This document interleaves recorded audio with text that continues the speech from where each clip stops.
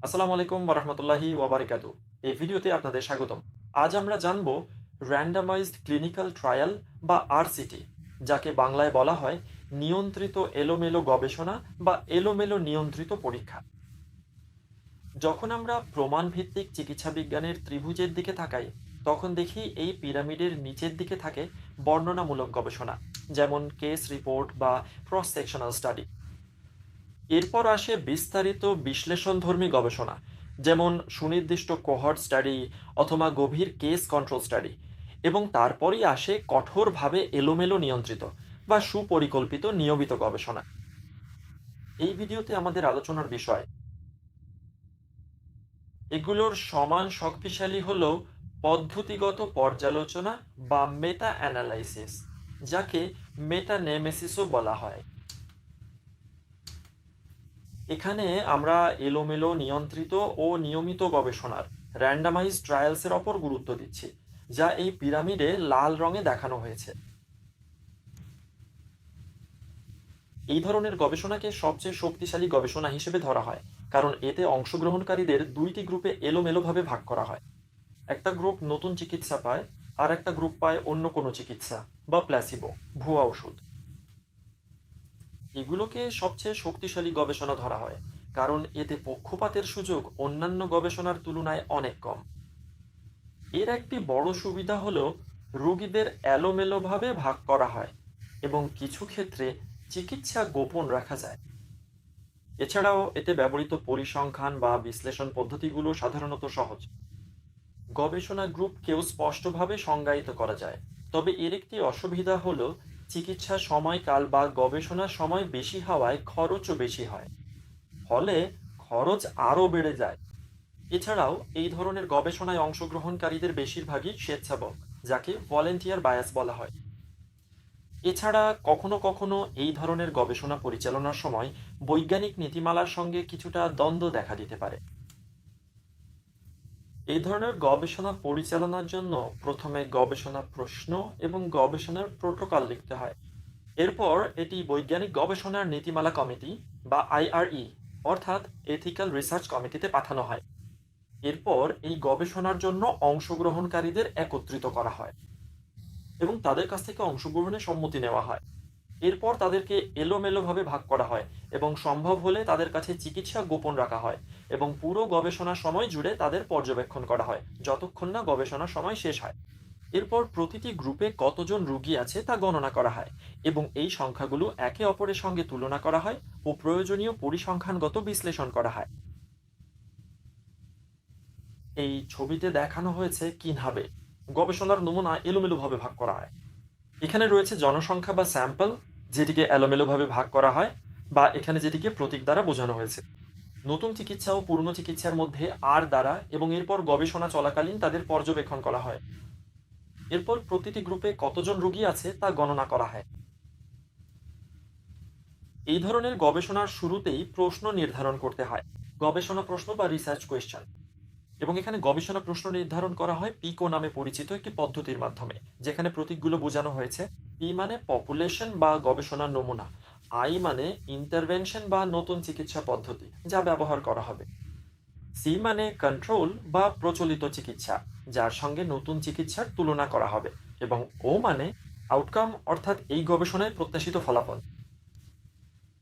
এই উদাহরণে যদি আমরা ধরে নিই যে আমরা জানতে চাই, যদি দেখা যায় ভিটামিন ডি বয়স্কদের মধ্যে তৃতীয় ধরনের রোগের ঝুঁকি কমাতে কাজ করে, তাহলে এখানে পি হবে গবেষণার নমুনা, বয়স্ক ব্যক্তিরা। নতুন প্রস্তাবিত চিকিৎসা হলো ভিটামিন ডি। আর সি অর্থাৎ তুলনা করার জন্য যে গ্রুপটি থাকবে তারা হলো যারা ভিটামিন ডি নেয়নি বা যাদের আমরা প্ল্যাসিবো গ্রুপ বলি। এবং আউটকাম, ফলাফল যেগুলো আমরা দেখতে চাই এবং প্রত্যাশিত ফলাফল হলো পেরিওডন্টাল ডিজিজ বা মাড়ির রোগ। এই চিত্রে যেমন দেখা যাচ্ছে, গবেষণার নমুনা দুটি গ্রুপে ভাগ করা হয়েছে। এরপর তাদের পর্যবেক্ষণ করা হয় এবং প্রতিটি গ্রুপে মাড়ির রোগে আক্রান্ত হওয়ার হার জানা হয়। প্রথমে যাচাই করার বা গবেষণা প্রশ্ন নির্ধারণের পর রোগীদের সম্মতি নেওয়া হয় এবং তারা গবেষণার জন্য উপযুক্ত কিনা তা যাচাই করা হয়। এবং এটি সম্পূর্ণভাবে এলোমেলোভাবে ভাগ করা হয় যাতে দুইটি গ্রুপের মধ্যে পক্ষপাত কমানো যায়। এলোমেলোভাবে ভাগ করার জন্য এসব পদ্ধতি আছে। এর মধ্যে কয়েন টস করা বা কিছু এলোমেলো পরিসংখ্যানগত টেবিল ব্যবহার করা যেতে পারে। নাম্বার টেবিল অথবা কিছু কম্পিউটার প্রোগ্রাম ব্যবহার করা যেতে পারে যেগুলোর মাধ্যমে এলোমেলোভাবে এই নম্বরগুলো পাওয়া যায়। এরপর ব্যক্তিদের দুইটি গ্রুপে ভাগ করা হয়। একটি হলো নতুন চিকিৎসা গ্রুপ, যেখানে হয় তাদের সম্পূর্ণ নতুন কোনো চিকিৎসা দেওয়া হয় অথবা কোনো বিদ্যমান চিকিৎসা দেওয়া হয়।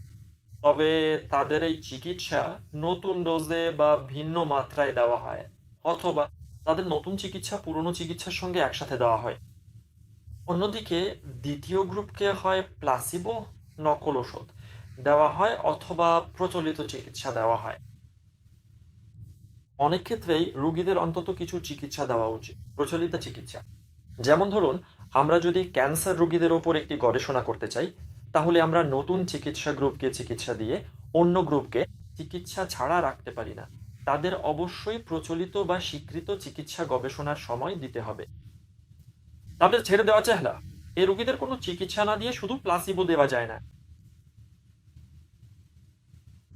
প্লাসিবো ব্যবহারে দুইটি গ্রুপের মধ্যে পক্ষপাত কমানো যায়, যাকে আমরা বায়াস বলি।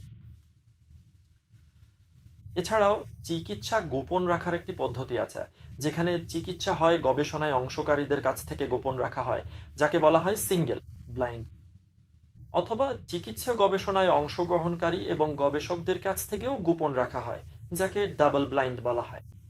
কখনো কখনো গবেষণায় অংশগ্রহণকারী, গবেষক এবং গবেষণা পরিচালনাকারী কর্তৃপক্ষের কাছ থেকেও তথ্য গোপন রাখা হয়, এটিকে ট্রিপল ব্লাইন্ড বলা হয়। এই ধাপের উদ্দেশ্য হল গবেষণার মান নিশ্চিত করা এবং এই ধরনের গবেষণায় সম্ভাব্য পক্ষপাত কমানো। এই ধরনের গবেষণায় তবে কখনো কখনো গোপন রাখা সম্ভব হয় না। উদাহরণস্বরূপ, কোনো গবেষণায় যদি ওষুধ দেওয়া এবং অস্ত্রোপচার চিকিৎসার মধ্যে তুলনা করা হয়, তাহলে রোগীরা তাদের চিকিৎসার ধরন জেনে যাবেন এবং সেক্ষেত্রে ব্লাইন্ডিং বা চিকিৎসা গোপন রাখা সম্ভব হবে না। তাই গবেষক যে বিষয়টি নিয়ে কাজ করতে চান তার উপর নির্ভর করে কিছু ধরনের গবেষণায় এটি প্রয়োগ করা যায় না। এরপর এরপর গবেষণার সময়কাল জুড়ে রোগীদের পর্যবেক্ষণ করা হয় এবং এখানে নিয়মিত ফলো আপ অত্যন্ত জরুরি, যাতে কোনো রোগী গবেষণা থেকে সরে না যায়। এটি নিয়মিত ফলো আপের মাধ্যমেই করা হয়, অথবা তাদের গবেষণায় রাখতে আর্থিক প্রণোদনা দেওয়া হতে পারে, কিংবা রোগী, তাদের পরিবার ও বন্ধুদের নম্বর নেওয়া হতে পারে, অথবা তাদের দেওয়া হতে পারে। তাদের গবেষণায় রাখতে ফলাফলগুলো নিয়মিত জানানো যেতে পারে। কিন্তু যদি গবেষণা থেকে সরে যাওয়া রোগীর হার 30% ছাড়িয়ে যায়, তখন এই গবেষণা নিয়ে কিছু প্রশ্ন বা আপত্তি দেখা দেয়।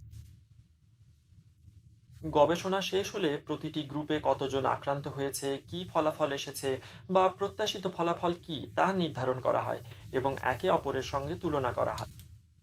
এখানে নতুন আক্রান্তের হার এবং আপেক্ষিক ঝুঁকির মাত্রা হিসাব করা হয় এবং এ বিষয়ে আগে আলোচনা করা হয়েছে।